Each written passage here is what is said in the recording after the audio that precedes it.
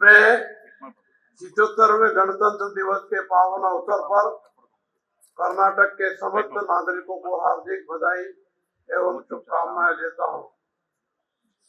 26 जनवरी भारत के इतिहास के सबसे निर्णायक दिनों में से एक है। यह वह दिन है जब हजारों वर्षों से विकसित राजतंत्र और 17वीं शताब्दी से अस्तित्व में आए औपनिवेशिक साम्राज्यवादी शासन का अंत हुआ और लोकतंत्र की स्थापना हुई। इसी दिन नए भारत का संविधान लागू किया गया, जिसने औपनिवेशिक और पुरातन भेदभावपूर्ण कानूनों को त्यागते हुए सामाजिक, आर्थिक और राजनीतिक न्याय में सभी की समानता की घोषणा की। असंख्य लोगों ने गणतांत्रिक व्यवस्था की स्थापना के लिए बलिदान दिए और अपने प्राण न्यौछावर किए। आइए इस शुभ अवसर पर हम सब उन्हें श्रद्धा पूर्वक स्मरण करें। हमारे स्वतंत्रता सेनानियों ने सदियों तक संघर्ष कर हमें न्याय और स्वतंत्रता दिलाई। आइए हम संकल्प लें कि हमारे पूर्वजों का परिश्रम व्यर्थ न जाए। बाबा साहब अम्बेडकर ने स्वतंत्रता को 3 रूपों में परिभाषित किया: राजनीतिक, आर्थिक और सामाजिक स्वतंत्रता। उन्होंने कहा, हमें किसी भी परिस्थिति में केवल राजनीतिक लोकतंत्र से संतुष्ट नहीं होना चाहिए।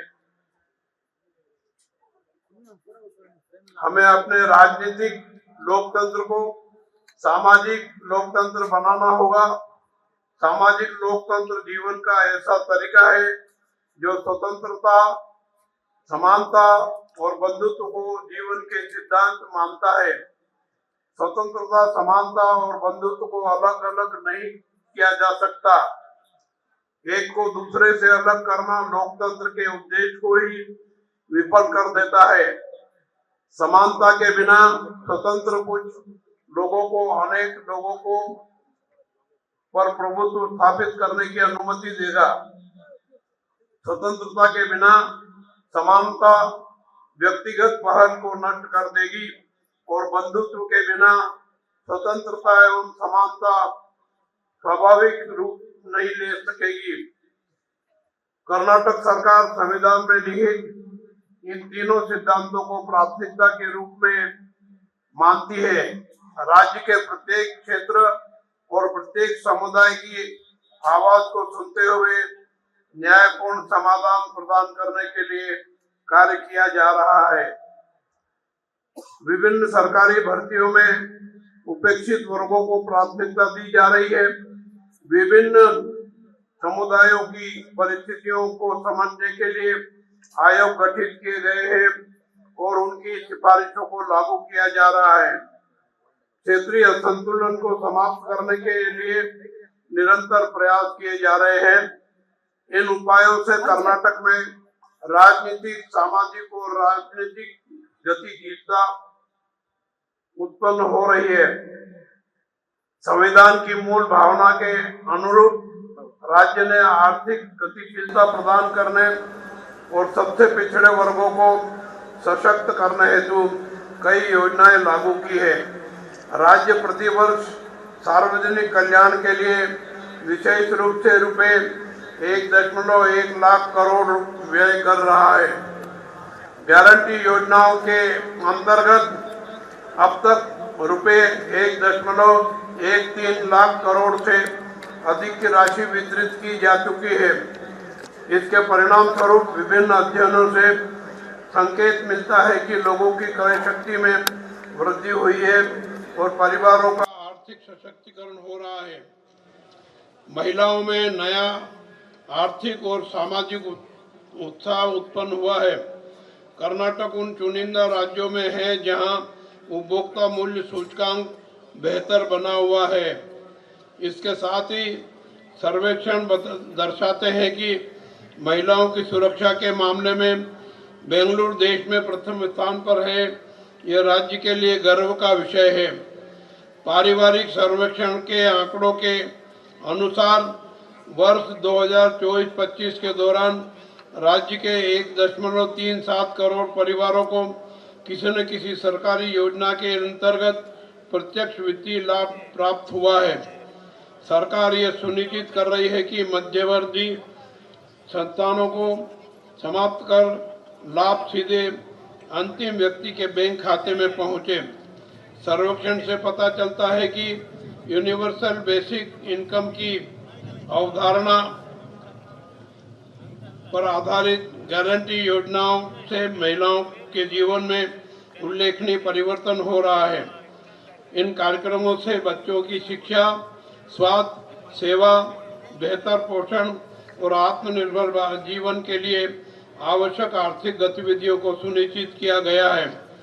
इसके साथ ही अक्का टास्क फोर्स का गठन किया गया है, जिसके माध्यम से 25 से अधिक गतिविधियां संचालित की जा रही है। इन सब के अलावा कर्नाटक ने महिला कर्मचारियों की सेहत और भलाई को ध्यान में रखते हुए कुछ क्रांतिकारी फैसले लिए हैं। महिला कर्मचारियों को सालाना 12 दिन का सवैतनिक मासिक धर्म अवकाश दिया जा रहा है। साथ ही कर्नाटक रोजगार सृजन और बुनियादी ढांचे के विकास को उच्च प्राथमिकता दे रहा है। 2025-26 के बजट में पूंजीगत व्यय के लिए 83,200 करोड़ का प्रावधान किया गया है। बेंगलुरु में लगभग रुपए 1.5 लाख करोड़ की परियोजनाएं क्रियान्वित की जा रही है, जो आने वाले दिनों में विकास को गति देगी। कर्नाटक सेमीकंडक्टर, एरोस्पेस, संचार उपकरण और क्वांटम प्रौद्योगिकी जैसे उद्योगों की स्थापना को प्राथमिकता दे रहा है। इसके परिणाम स्वरूप कई वैश्विक कंपनियां यहां निवेश कर रही है। विकास को गति देने के लिए कानून व्यवस्था के साथ साथ संपत्ति अभिलेखों की शुद्धता आवश्यक है। इस दिशा में राज्य निरंतर कार्य कर रहा है। राजस्व न्यायालयों में लंबित 80% से अधिक मामलों का निपटारा किया जा चुका है। राजस्व न्यायालय को ऑनलाइन संचालित किया जा रहा है, जिससे पारदर्शिता सुनिश्चित हुई है। 51,163 कोड़ी पूर्ण की गई है और अभिलेख अद्यतन किए गए हैं। 4,050 गैर अधिसूचित गांवों को राजस्व गांव घोषित किया गया है और 1,11,111 लाभार्थियों को स्वामित्व पत्र प्रदान किए गए हैं। 1 लाख और स्वामित्व पत्र वितरण के लिए तैयार है। किसानों के हितों की रक्षा हेतु राजस्व अभिलेखों का डिजिटलीकरण किया जा रहा है। जनता की सुविधा के लिए बी खाता को ए खाता में परिवर्तन करने की अनुमति दी गई है, जिससे शहरी स्थानीय निकायों के अंतर्गत 20 लाख से अधिक लोगों को लाभ हुआ है। ई स्वत्तु प्रणाली लागू की गई है। प्रशासन को सरल और नागरिक अनुकूल बनाने के लिए भवन सेटबैक में समयानुकूल संशोधन किए गए हैं। कर्नाटक देश का सबसे बड़ा शिक्षा केंद्र बनकर उभर रहा है। यहाँ बड़ी संख्या में चिकित्सा, नर्सिंग, इंजीनियरिंग, कृषि, बागवानी और प्रबंधन महाविद्यालय एवं विश्वविद्यालय, सरकारी विद्यालयों में एलकेजी और यूकेजी कक्षाएं प्रारंभ की जा रही है। राज्य में लगभग 8.5 लाख बच्चे आवासीय विद्यालयों और छात्रावासों में गुणवत्तापूर्ण शिक्षा प्राप्त कर रहे हैं। प्रोफेसर सुखदेव थोराट कमेटी की रिपोर्ट के अनुसार कार्यान्वयन की जा रही है। कल्याण कर्नाटक क्षेत्र में शिक्षा सुधार हेतु अक्षरा आविष्कार योजना लागू की जा रही है। डॉक्टर छाया देगांवकर की अध्यक्षता में गठित समिति ने हाल ही में अपनी रिपोर्ट प्रस्तुत की है। वर्तमान में वहां 300 क्रांतिकारी मॉडल के कर्नाटक पब्लिक स्कूल प्रारंभ किए गए हैं। राज्य कौशल आधारित शिक्षा को सर्वोच्च प्राथमिकता दे रहा है। इसके अंतर्गत नए जीटीटीसी, पॉलिटेक्निक कॉलेज, स्किल पार्क और एमएसडीसी स्थापित किए जा रहे हैं। विद्यालयों और महाविद्यालयों में भी कौशल शिक्षा को प्राथमिकता दी जा रही है। स्वास्थ्य क्षेत्र में भी कर्नाटक अग्रणी है। जनसंख्या के अनुपात में राज्य में सर्वाधिक प्राथमिक स्वास्थ्य केंद्र, अस्पताल और मेडिकल कॉलेज है। सरकार इन मेडिकल कॉलेजों तथा प्राथमिक स्वास्थ्य केंद्रों की स्थापना भी लगातार कर रही है। बेंगलुरु, मैसूर, कलबुर्गी, हुबली, धारवाड़, बेलगावी, बेंगलुरु, दावणगेरे, उडुपी, शिवमोगा और तुमकुर स्वास्थ्य केंद्रों के रूप में विकसित हो रहे हैं। स्वास्थ्य विभाग ने घर घर जाकर स्वास्थ्य निरीक्षण की नई योजनाएं शुरू की है। कुपोषण उन्मूलन हेतु कई पहल की गई है।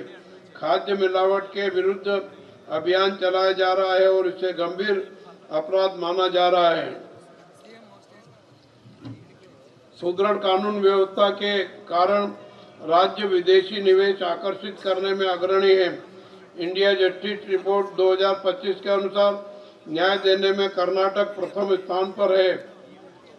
कुवेंपु जी के आशय के अनुसार सर्व जनांगता शांतियां टोटा की भावना से सांप्रदायिक सौहार्द बनाए रखने हेतु विशेष टास्क फोर्स गठित की गई है। पुलिस कर्मियों की कार्यक्षमता बढ़ाने हेतु भारी हेलमेट के स्थान पर नए पिक कैप प्रदान किए गए हैं। इससे उनकी कार्यक्षमता बढ़ाने में मदद मिली है।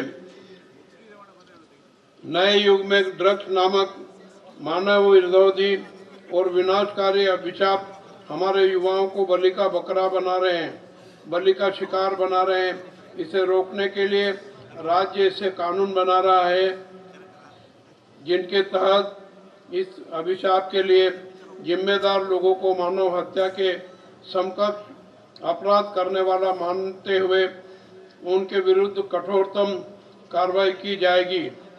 अनुसूचित जाति और अनुसूचित जनजाति के लोगों पर होने वाले अत्याचारों को रोकने के लिए 33 नए डीसीआरई पुलिस थानों की शुरुआत की गई है।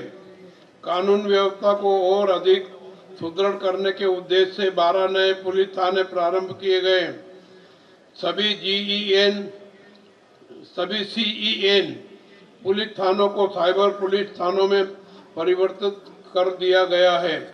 इन सभी उपक्रमों का उद्देश्य कर्नाटक राज्य को और भी बेहतर कानून व्यवस्था वाला राज्य बनाना है। ज्ञान विज्ञान क्षेत्र की मजबूती, सुदृढ़ कानून व्यवस्था तथा उद्योग अनुकूल वातावरण के कारण राज्य आईटी-बीटी क्षेत्रों में पूरे देश में अग्रणी स्थान पर है और भारत की स्टार्टअप राजधानी के रूप में उभर रहा है। इसे और ऊंचाइयों तक ले जाने के लिए कर्नाटक नवोद्यम नीति लागू की गई है। बेंगलुरु से आगे भी प्रौद्योगिकी का विस्तार करने के उद्देश्य से स्थानीय आर्थिक वेगवर्धक कार्यक्रम को रूप दिया गया है तथा इसके लिए 1000 करोड़ का अनुदान उपलब्ध कराया गया है। इससे अगले 5 वर्षों में 5 लाख रोजगार सृजित होने की संभावना है। वर्ष 2035 तक $20 अरब की क्वांटम अर्थव्यवस्था के निर्माण के लक्ष्य से कर्नाटक क्वांटम रोड मैप जारी किया गया है। वर्ष 2025 में अच्छी वर्षा होने के कारण इस वर्ष अच्छी फसलें हुई है, लेकिन अत्यधिक वर्षा के कारण कुछ किसानों की फसलों को नुकसान भी हुआ है। वर्षा से क्षतिग्रस्त फसलों के लिए किसानों को मुआवजा प्रदान करने हेतु सरकार ने रुपये 2250 करोड़ का प्रावधान किया है। इसके अतिरिक्त रुपये 2000 करोड़ से अधिक की बीमा राशि किसानों को प्रदान करने की व्यवस्था की गई है। इस वर्ष किसानों ने आम, मक्का आदि फसलों के दाम कम मिलने तथा गन्ने के लिए प्राप्त हो रहे मूल्य के अपर्याप्त होने के विरोध में आंदोलन किया। सरकार ने तुरंत किसानों के पक्ष में खड़े होकर समस्याओं का समाधान किया। गन्ना उत्पादक किसानों को निर्धारित मूल्य का भुगतान सुनिश्चित करने हेतु सरकार ने चीनी मिल मालिकों को निर्देश दिए तथा लगभग 300 करोड़ रुपए से अधिक की अतिरिक्त सहायता किसानों को देने का निर्णय लिया। इसी प्रकार तुअर की खरीद जनवरी के स्थान पर दिसंबर में ही शुरू करने की किसानों की मांग पर सरकार ने सकारात्मक प्रतिक्रिया देते हुए खरीद केंद्र खोल दिए गए। वर्तमान सरकार किसानों के पंप सेटों को दिन के समय भी 7 घंटे तक निरंतर 3 फेज बिजली उपलब्ध कराने के लिए प्रयासरत है। बदली हुई परिस्थितियों में किसानों द्वारा उगाई गई गन्ने की फसल की यंत्रीकृत कटाई के लिए बड़े पैमाने पर प्रोत्साहन राशि प्रदान कर मशीनें उपलब्ध कराई जा रही है। अब रागी, धान, मक्का आदि फसलों की कटाई के लिए किसान मशीनों पर ही निर्भर हो गए हैं। कृषि यंत्रीकरण योजनाओं के माध्यम से सरकार इसके लिए भी सहायता प्रदान कर रही है। 2025-26 को सम्मिलित करते हुए हमारी सरकार ने अब तक लगभग रुपये 10,000 करोड़ से अधिक की राशि सब्सिडी एवं अन्य विभिन्न रूपों में किसानों को प्रदान की है। दुग्ध उत्पादकों को उचित मूल्य प्राप्त हो यह सुनिश्चित किया गया है। पूर्व में लंबित प्रोत्साहन राशि सहित राज्य के 9.07 लाख दुग्ध उत्पादकों के बैंक खातों में सरकार द्वारा कुल रुपये 4,130 करोड़ की राशि सीधे हस्तांतरित की गई है। आकस्मिक रूप से मृत्यु होने वाले पशुधन के लिए मुआवजा देने की प्रक्रिया रुक गई थी। वर्तमान सरकार ने किसानों के पक्ष में खड़े होते हुए अनुग्रह योजना के अंतर्गत रुपये 95.41 करोड़ की राशि उपलब्ध कराई गई है। मेरी सरकार निरंतर यह सिद्ध कर रही है कि वह किसान की पक्षधर है। लंबे समय से आंदोलन कर रहे देवनहल्ली के किसानों की भूमि को भूमि अधिग्रहण से मुक्त किया गया है। कृष्णा ऊपरी परियोजना के लिए एक ही चरण में भूमि अधिग्रहण करने का निर्णय लेते हुए भूमि गंवाने वाले किसानों के लिए उचित और लाभकारी मुआवजा दरें निर्धारित की गई है। किसान समुदाय की भावनाओं को समझते हुए सरकार कार्य कर रही है। अनुसूचित समुदायों के सशक्तिकरण के मामले में कर्नाटक अन्य राज्यों की तुलना में कहीं आगे हैं। SC, SP और TSP अधिनियम को लागू करने वाला राज्य कर्नाटक है। पदोन्नति में आरक्षण की यही लागू किया गया है। अनुसूचित जाति, अनुसूचित जनजाति के ठेकेदारों के लिए आरक्षण, औद्योगिक भूखंडों में आरक्षण, ऋण सहायता, विदेश में उच्च शिक्षा के लिए प्रबुद्ध योजना, छात्रावासों तथा आवासीय विद्यालयों की स्थापना की गई है। लंबे समय से लंबित आंतरिक आरक्षण का विषय भी सुलझा लिया गया है और वह अब कार्यान्वयन के चरण में पहुंच चुका है। PTCL अधिनियम के अंतर्गत उत्पन्न हुई समस्याओं का भी समाधान किया गया है। पिछड़े वर्गों, अल्पसंख्यकों, महिलाओं, बच्चों, श्रमिकों और किसानों के कल्याण के क्षेत्र में भी हमारा राज्य अग्रणी है। संविधान के अनुच्छेद 15 और 16 में उल्लेखित प्रावधानों को अपनाते हुए कर्नाटक निरंतर प्रगति की ओर बढ़ रहा है। ग्रामीण और शहरी क्षेत्रों के बीच संतुलन स्थापित करने के लिए राज्य सरकार लगातार प्रयासरत है। ग्रामीण क्षेत्रों में सड़कें, बिजली, पीने का पानी जैसी सुविधाएं उपलब्ध कराने के प्रयासों के साथ साथ शहरी क्षेत्र के बुनियादी ढांचे के विकास के लिए भी प्रयास किए जा रहे हैं। बेंगलुरु महानगर के विकास के लिए लगभग 1.5 लाख करोड़ रुपए की बड़े पैमाने की योजनाएं बनाई गई है। व्यवस्थित मेट्रो नेटवर्क का विस्तार किया जा रहा है। 110 गांवों को कावेरी फेज 5 परियोजना के तहत पानी की आपूर्ति शुरू की गई है। बेंगलुरु बिजनेस कॉरिडोर का विकास कार्य प्रारंभ हो चुका है। शहर की परिवहन व्यवस्था को सुधारने के लिए सरकार प्रयासरत है। राज्य की 227 स्थानीय संस्थाओं को के क्षेत्र में रुपए 9,574 करोड़ की लागत से पीने के पानी की योजनाएं कार्यान्वित की जा रही है। रुपए 3,885 करोड़ के अनुमानित लागत बजट के साथ मुख्यमंत्री अमृत नगरोत्थान चरण 4 योजना भी क्रियान्वित की जा रही है। यह सुनिश्चित करने के लिए कि कोई भी भूखा न सोए, आवश्यक स्थानों पर इंदिरा कैंटीन की स्थापना की जा रही है। विकेंद्रीकरण सूचकांक के में कर्नाटक पूरे देश में प्रथम स्थान पर है। ग्राम पंचायतों की स्वावलंबन क्षमता बढ़ाने के लिए हमारी सरकार सक्रिय रूप से काम कर रही है। इसके साथ ही ग्रामीण सड़क विकास को भी प्राथमिकता दी गई है। जनता की संपत्ति संबंधी अभिलेखों की आसान उपलब्धता सुनिश्चित करने हेतु ई स्वत्तु सॉफ्टवेयर लागू किया गया है। पारदर्शी प्रशासन सुनिश्चित करने हेतु ग्रामीण विकास और पंचायत राज विभाग के कर्मचारियों के स्थानांतरण को ऑनलाइन काउंसलिंग के माध्यम से सफलतापूर्वक संचालित किया जा रहा है। स्थानांतरण में भ्रष्टाचार को रोकने के लिए सरकार लगातार प्रयासरत है।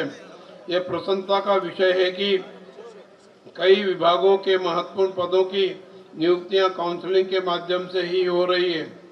कर्नाटक ने कल्याण कार्यक्रमों के साथ साथ बुनियादी ढांचों के समग्र विकास गतिविधियों को भी अपनाया है। हवाई अड्डों, उपनगरीय रेलवे परियोजनाओं और जल मार्गों को बढ़ावा देने के उद्देश्य से रुपये 23,094 करोड़ के बजट के साथ साथ राज्य समुद्री और जलमार्ग मास्टर प्लान तैयार किया गया है। इसके अतिरिक्त कर्नाटक जल परिवहन विकास नीति 2024 लागू कर दी गई है। श्रमिक राष्ट्रीय संपत्ति के निर्माता है। राज्य सरकार का मानना है कि श्रमिक कल्याण राष्ट्रीय कल्याण है। निर्माण और अन्य श्रमिकों के बच्चों को मुफ्त शिक्षा प्रदान करने के लिए 42 आवासीय स्कूल शुरू किए जा रहे हैं। इन श्रमिकों के आश्रितों के लिए सुरक्षित आवास सुनिश्चित करने हेतु राज्य के 5 जिलों में 6 आवासीय परिसर बनाए गए हैं। इस वर्ष 14.34 लाख निर्माण श्रमिकों के स्वास्थ्य परीक्षण सहित उनके कल्याण के लिए 1,115 करोड़ रुपए खर्च किए गए हैं। जन केंद्रित शासन सुनिश्चित करने के लिए जन अनुकूल कानून बनाना आवश्यक है। वर्ष 2025 में 76 अधिनियम लागू किए गए हैं। राज्य के कानूनों को आसानी से उपलब्ध कराने के लिए 1957 से अब तक किए गए सभी संशोधनों विभाग की वेबसाइट पर प्रकाशित किए गए हैं। इसके अतिरिक्त 105 नियमों को समेकित कर 2025 में प्रकाशित किया गया है। सरकार राज्य के सभी मंदिरों की संपत्तियों का सर्वेक्षण कर रही है। अतिक्रमणों को हटाकर उन्हें मंदिरों को पुनः सौंप रही है। इसके लिए रुपए 15 करोड़ के आवंटन के साथ भू वराह योजना बनाई गई है। राज्य के तीर्थयात्रियों की सुविधा के लिए तिरुपति में कर्नाटक भवन रुपए 200 करोड़ की लागत से निर्मित किया गया है। अंजनाद्री पर्वत पर समग्र विकास कार्य किए जा रहे हैं। मंदिर पुजारियों की वित्तीय सुरक्षा सुनिश्चित करने हेतु तत्कालिक वार्षिक भत्ता रुपए 60,000 से बढ़ाकर 72,000 रुपये प्रति वर्ष किया गया है। सरकार अल्पसंख्यक कल्याण के लिए भी प्रयास कर रही है। राष्ट्रीय प्रगति के लिए बिजली की उपलब्धता अत्यंत महत्वपूर्ण है। सरकार ने गृह ज्योति योजना लागू की है, जिसके तहत 200 यूनिट तक मुफ्त बिजली दी जा रही है। इसके साथ ही राज्य में कई विद्युत उत्पादन परियोजनाएं भी लागू की जा रही है। चालू वित्तीय वर्ष के पहले 10 महीनों में 28,000 मिलियन यूनिट बिजली का उत्पादन किया गया है। इस वर्ष 41,208 वितरण transformer, 10,943 kilometre high tension line और 6,382 किलोमीटर लो टेंशन लाइन स्थापित की गई है। 11,727 बोरवेलों को बिजली कनेक्शन प्रदान किए गए हैं। निजी कंपनियों से 3,704 मेगावाट बिजली खरीदने के समझौते किए गए हैं। इसके अतिरिक्त राज्य स्वामित्व वाली कंपनियों ने लगभग 4,794 मेगावाट नई बिजली उत्पादन योजना तैयार की है। संविधान के पहले अनुच्छेद में ही भारत को राज्यों का संघ घोषित किया गया है। हमारे संविधान ने संघ और राज्यों के बीच संप्रभु शक्तियों का वितरण किया है। राष्ट्रीय एकता और अखंडता के हित में संघ को अधिक शक्तियां प्रदान करते हुए संविधान ने राज्यों की शक्तियों को मान्यता और सम्मान दिया है। इस प्रकार देश की विविधता को बनाए रखा है। इस शक्ति साझाकरण के सिद्धांत को अपनाकर संविधान के निर्माताओं ने हमें यह शासन प्रणाली दी है। उनका सपना था कि सशक्त राज्यों के माध्यम से एक सशक्त भारत का निर्माण किया जाए। इस संघीय ढांचे को बनाए रखना हम सभी की जिम्मेदारी है। संविधान के कारण ही हम शांति से रह रहे हैं। देश के अनगिनत लोग गहराई से मानते हैं कि यदि हम संविधान की रक्षा करेंगे तो संविधान हमारी रक्षा करेगा। इसी कारण संविधान दिन प्रतिदिन और अधिक प्रासंगिक होता जा रहा है।